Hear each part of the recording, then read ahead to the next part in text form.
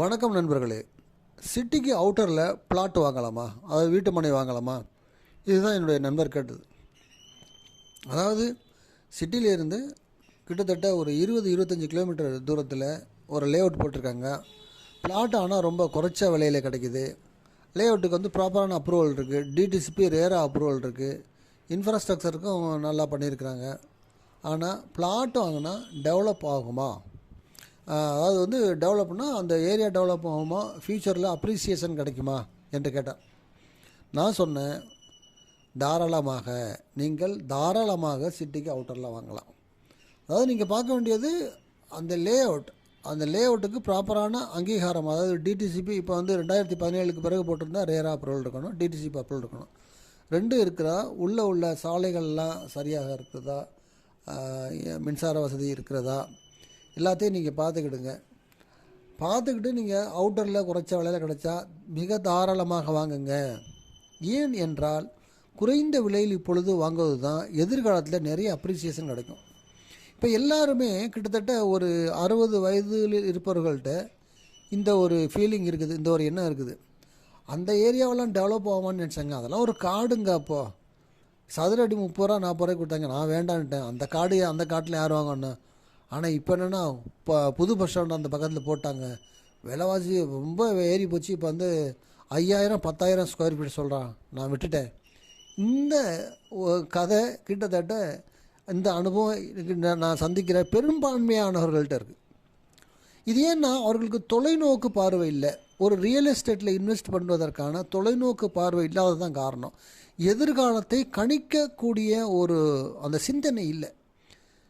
எப்படி எதிர்காலத்தை கணிக்கிறது அப்படின்னா, இது வந்து லேண்ட் வந்து லிமிட்டட் ரிசோர்ஸ். லேண்டை நம்ம உற்பத்தி செய்ய முடியாது, அது இயற்கை உருவாக்குனது.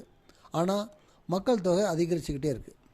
மக்கள் தொகையை வந்து அதனுடைய அதிகரிக்கும் வேகத்தை தான் கட்டுப்படுத்த வேண்டுமே ஒழிய, அதை முழுமையாக கட்டுப்படுத்தினா மனிதர்கள் அழிஞ்சு போயிடும்.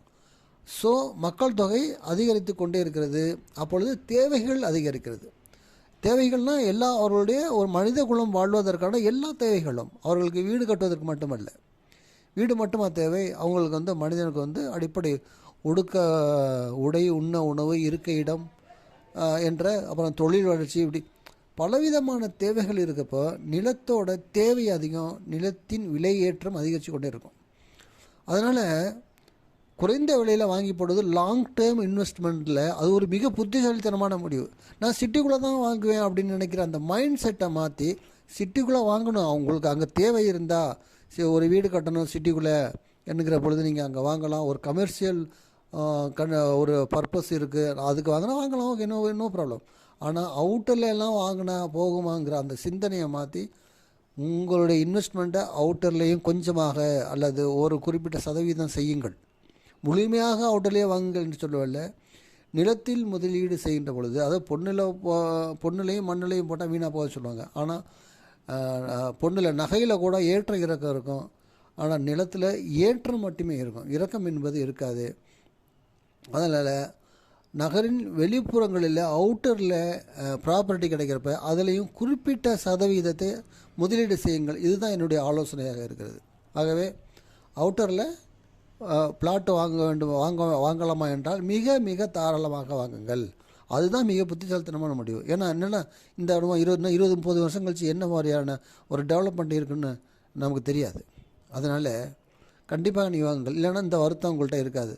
ஒருத்தர் சொன்னார், நம்ம பல பேர்கிட்ட இருக்கிற இந்த அனுபவம், அந்த காடெல்லாம், அந்த ஏரியாவெல்லாம் டெவலப் ஆகுமா, அதெல்லாம் ஒரு பெரிய மொட்டை காடுங்க. அங்கே அப்போ 30-40 ரூபாய்க்கு கேட்டாங்க, ஆனால் வாங்க மாட்டேன். இப்போ 4000, 5000, 10,000 சொல்கிறாங்க என்ற ஒரு கதையை நீங்கள் ஒரு 20 வருஷம் கழிச்சு 30 வருஷம் கழிச்சு சொல்ல மாட்டீங்க. ஆகவே சிட்டிக்கு அவுட்டரில் பிளாட் வாங்குவது என்பது ஒரு புத்திசாலித்தனமான முடிவு. அதில் நீங்கள் பார்க்க வேண்டியது அதில் உள்ள அப்ரூவல், அந்த இன்ஃப்ராஸ்ட்ரக்சர் டெவலப்மெண்ட் எல்லாத்தையும் நீங்கள் பார்த்துட்டு வாங்குங்க. நன்றி, வணக்கம்.